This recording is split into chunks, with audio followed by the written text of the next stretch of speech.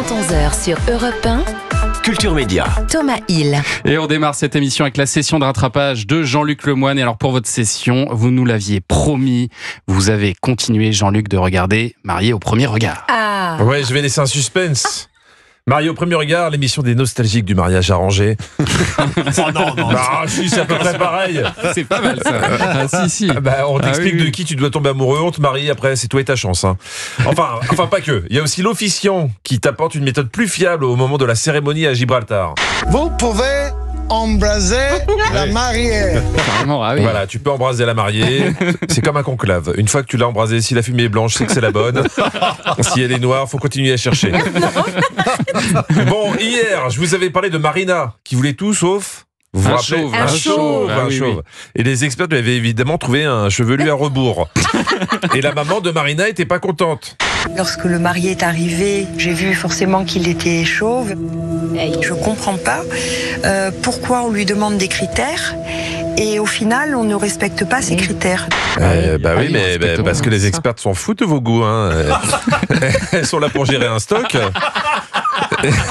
Et comme le résume l'experte Marie Tapernou, ce qui compte, c'est les statistiques. Ouais, bah, Bon, si t'aimes les petites blondes avec des formes, tu peux te retrouver marié avec Thomas Hill. Mais il est sympa, donc tu finiras par tomber amoureux. oui, bien sûr. Bon, maintenant qu'on sait que ça peut bloquer niveau physique du côté de Marina, voyons maintenant du côté du marié. Celui qui a moins de cheveux. Ah oui, David. Il s'appelle David. Hein. Et quand on lui a annoncé qu'on lui avait trouvé une femme, comment vous dire ? J'en ai vu des gens enthousiastes dans ma vie, mais des comme David. Et si aujourd'hui je vous disais que nous vous avons trouvé la femme avec qui réaliser ce rêve? Aujourd'hui?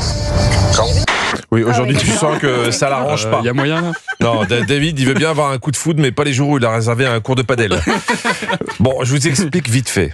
David a été adopté. Il a retrouvé trace de sa famille biologique en Colombie. Donc, quand on lui a annoncé son futur mariage, il a pris une grande décision. Mais je laisse la voix off trop intense vous expliquer. David va alors prendre une grande décision, emmener ses filles en Colombie et en profiter pour leur annoncer son mariage, ainsi qu'à sa famille biologique, qui n'imagine pas qu'en France, on peut se marier sans se connaître.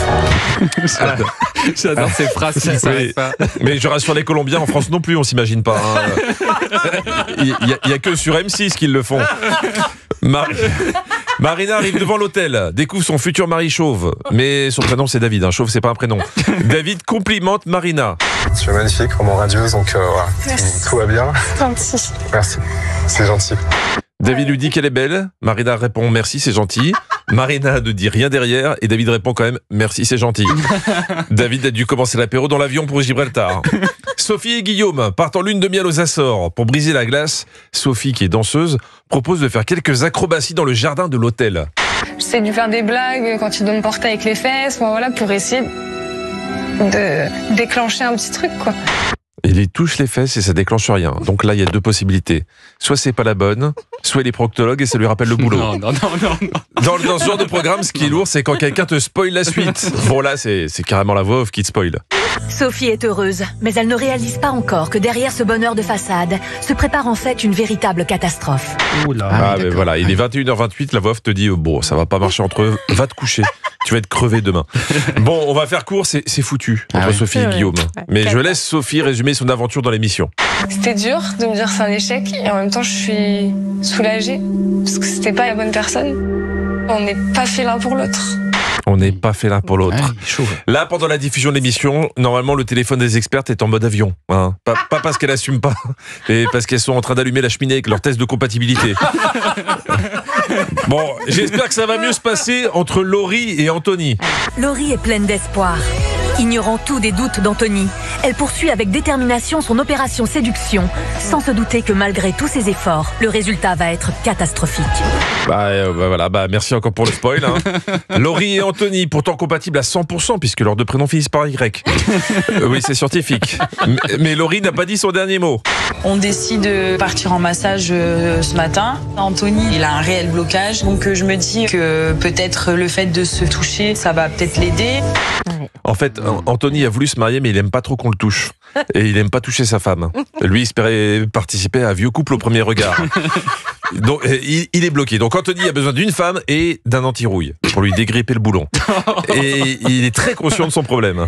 J'essaie de me dépasser, j'essaie de vraiment de passer au-delà de ce blocage que j'ai du toucher, etc. Oui, Anthony est bloqué avec le toucher.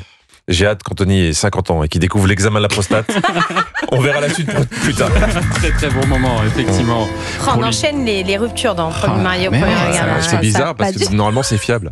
Mais le chauve, le chauve, ça a marché ou pas pour lui Ils étirent. Donc, Mais c'est un très joli couple.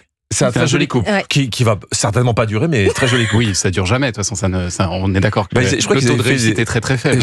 Je crois que sur les 6 dernières années, il y en a 3 qui ont tenu. Oui, d'accord. Ouais, d'accord. Bon, un franc Voilà. succès. Merci Jean-Luc, qu'on retrouve demain en replay sur europe1.fr. Et Jean-Luc, ce samedi, vous serez à Albert dans la Somme avec votre spectacle Liquidation. Restez avec nous sur Europe 1.